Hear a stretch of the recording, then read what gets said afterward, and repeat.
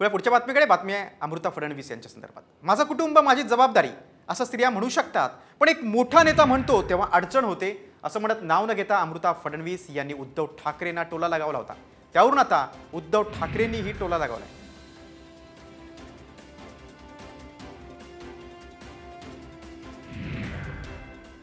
सगळ्यात मोठी जबाबदारी स्त्रियांची असते, माझं कुटुंब माझी जबाबदारी, त्यापुढे बाकी सगळं।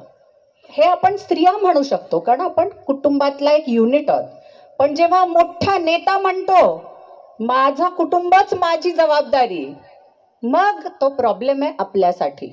आपल्याला हे जाणून घेणं जरुरी आहे की माझं कुटुंब माझी जबाबदारी हे आपण म्हणू शकतो, मोठे नेते नाही म्हणू शकत, देवेंद्रजी नाही म्हणू शकत आणि ते नाही म्हणत।